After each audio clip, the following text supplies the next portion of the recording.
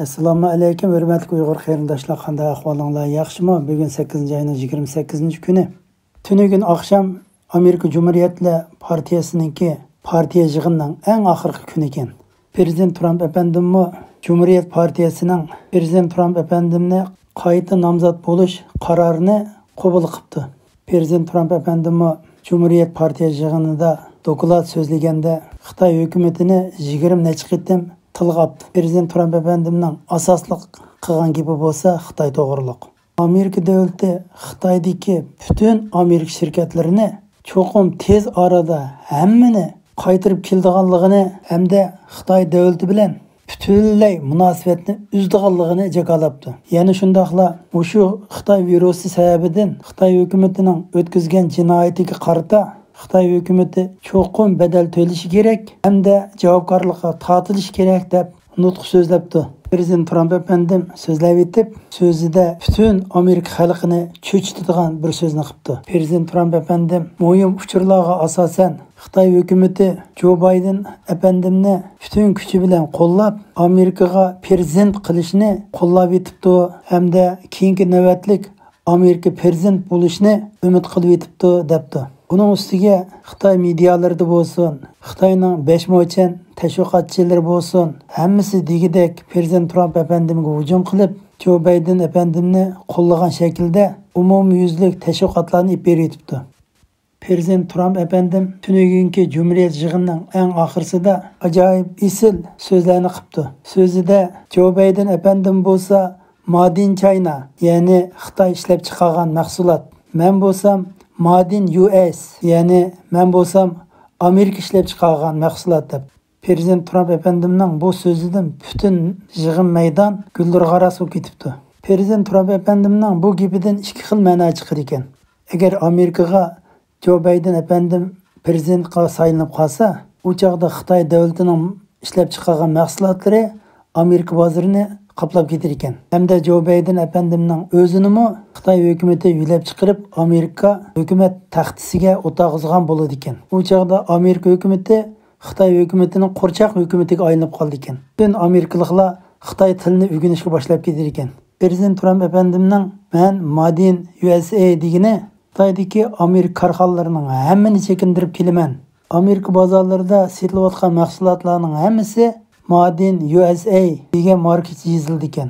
Hamda men o'zimmi Amerika ishlab chiqargan, ya'ni Amerika xalqi saylab chiqargan prezident, men Amerikani dunyo bo'yicha birinchi qildigan, Amerika xalqi uchun xizmat qiladigan prezident demoqchi ekan. Demokratiya partiyasining prezidentlik vakili Joe Biden efendim Made in China ekan.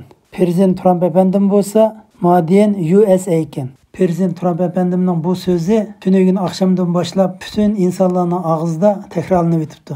Amerika Cumhuriyet Partiyasining yig'inida asosli Xitoyni so'kish, Xitoyga hujum qilish, qanday qilgan chog'da Xitoyni yo'qotish, qanday qilganda Xitoyga ajallik zarba berish, asosan Xitoyni so'kish mazmunidagi yig'in bo'libdi. Bu Amerika Demokratiya Partiyasining yig'iniga qaragan chog'da osmon yer farq qiladi ekan. Amerika Demokratiya Partiya yig'inida Xitoyni tilga ilib so'zlamabdi. Hatto bir eg'iz Xitoy hukumatini tanqidlaydigan so'zlarmi bo'lmabdi. Aksicha Cumhuriyet Partiyasining yig'ini qarasak, Xitoy hokimiyatini tanqid qildigan, Xitoy hokimiyatiga hujum qiladigan so'zlar asosli temaga aylangan ekan. Yig'inda yana oldingi navbatlik New York shahrining shahar boshlig'i Demokratiya Partiyasiga hujum qilgan shaklda so'z qilib, mana demokratchi partiyalar New York shahrini hozir qanday qilyapti? Ham mehnat axloqni to'chqan, ham sisib ketgan bir puroq qaplab ketgan bir New York shahriga aylantiryapti. Agar Demokratiya partiyasining nomzodi Amerika hukumat beshiga chiqadigan bo'lsa, butun Amerikani New York shahrida qilib yetadi deb so'zlab, u yana so'zida Joe Biden efendim bo'lsa, Xitoy hukumatining bir qo'rchoq odami. Joe Bidenning o'g'li bo'lsa, ayni vaqtida Amerika havo armiya 2-nomerlik aeroplanda o'ltirib Xitoy davlatiga berib, nurg'unlagan pulga ega bo'ldi, ham nurg'un so'g'i shakldagi iqtisodlarga ega bo'lgan.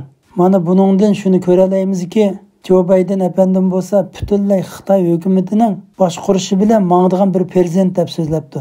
Ki Joe Biden efendim bo'lsa, bu yil beshida, ya'ni Xitoy virusi kelmasdan burun so'zlagan gapida Xitoy davlati bo'lsa bizning raqobatchimiz emas, aksicha biz bilan hamkorlashuvchi, Xitoy davlati dushman emas deb so'zlarni qilgan ekan. Yig'ib aytganda Amerika Cumhuriyet Partiyasi va Prezident Trump efendim bu qitimqi saylamdagi birinchi nishoni bo'lsa, Xitoy kommunist hokimiyatiga keng ko'lamli hujum qilishgan.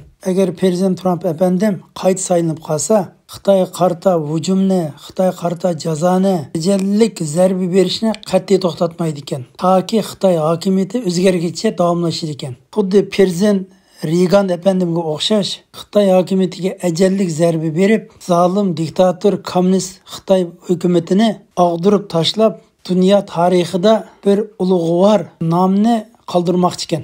Hozir Amerika davlati Xitoy davlatiga qarata yurgizayotgan siyosiy besimi keng doirada ilib berilyotdi.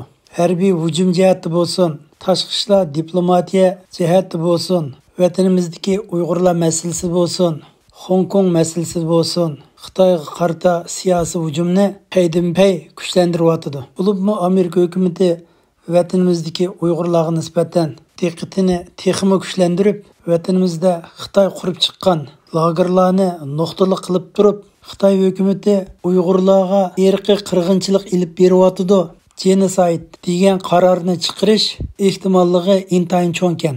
Agar bu qarorni chiqarsa, u chog'da Xitoy hukumatı insoniyatga qarshi chiqqan jinoyatchi, insoniyat jinoyati degan jinoyat betildi ekan. Bir millatni qirg'in qilgan jinoyati otildi ekan. U chog'da to'liq qonuniy asosga ega bo'lgan shaklda Xitoy hokimiyatiga ajallik zarba berish, ajallik jazo yurgizish, hatto ayni vaqtidagi Yugoslaviya hukumatini bombardimon qilgan o'xshash vatanimizdagi Xitoy hokimiyat organlariga, Xitoyning asosli zavodlariga, harbiy bazalariga ajallik zarba berish harbiy hujumni ilib bordi ekan. Hamda haqqoniyatni qo'g'daydi ekan. Iqtisodiy jihati bo'lsa, Amerika hukumatı Tesla shirkati ustidan cho'ng tekshirish ilib bordi ekan. Muskning Xitoydagi Tesla shirkati intayin tez shaklda qattiq taraqqiyot etibdi. Uningdan boshqa Musk yana Amerika olam bo'shliq shirkati NASA bilan savdo hamkorlikni ilib borgan ekan. Amerika olam bo'shliq NASA shirkati bo'lsa, u yuqori darajalik, nozik texnikalik, muhim bir rayon bo'lib, Musk efendim bo'lsa, ham Xitoy davlati bilan savdo hamkorligini kuchaytirib, ham Amerikaning muhim bo'lgan yeri bilan munosabat xizmatini ilib borsa, u chog'da bexatarlik jihatda masala ko'rilish mumkinchiligi yuqori bo'lganligi uchun Amerika hukumatı Tesla shirkatining bosh mas'uli bo'lgan Musk ustidan tekshirish ilib bordi ekan. Muskning Xitoydagi Tesla shirkati butunlay chekinib chiqsa, Xitoy davlatiga nisbatan cho'ng yo'qotish va zo'r iqtisodiy krizisga uchraydi ekan. Hamda Xitoy Amerika o'tirishidagi harbiy surkilish jihati bo'lsa, tunugun Xitoy hukumatı 4 dona boshqarilgan bombani qo'yib beribdi. Buning ichida 2 donasi maxsus Amerikaning aviamatkasini pachaqlaydigan boshqarilgan bomba ekan. Yana 2 dona boshqarilgan bomba bo'lsa, Xitoyning suv osti yadro kemasidan qo'yib berilgan ekan. Amerika davlat mudofaa ministri Xitoy hukumatini iyblab bayonot e'lon qilib, bayonotda Xitoyni iyblab, Xitoy o'zi 2002-yili xalqaroga va'da berib, Janubiy Jungo dengiz tavalligi hargizmi harbiylashgan bo'lmaydi. Bu Janubiy dengiz rayonlarida harbiy aslalari bo'lmaydi degan so'zga xiloflik qilganligini iyblabdi. Hamda Amerika hukumatimi Xitoy hukumati qo'yib bergan 4 boshqarilgan bombaga nisbatan jim turmaydi ekan. Hamda Amerika hukumatimi qaytarma zarbiga o'tadi ekan. Amerika hukumatimi Janubiy dengiz masalasida muhim bayonotlarni e'lon qilgan ekan. Ya'ni bunday aytganda, urushdan burun e'lon qilgan asosli bayonot ekan. Amerika dengiz armiyasi hamma jihatda urushga to'liq tayyorliklarni hozirlab, Amerika hukumatining buyrug'ini kutib turibdi.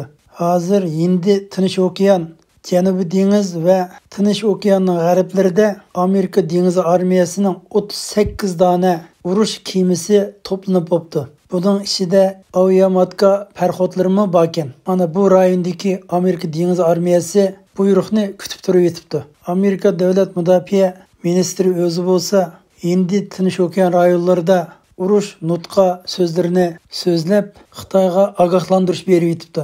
Tunugun bugungi Amerikaning eng yangi taraqqiyot xabarini anglab chiqdik. Hammanglarning qimmatli vaqtinglar uchun ko'pdan ko'p rahmat.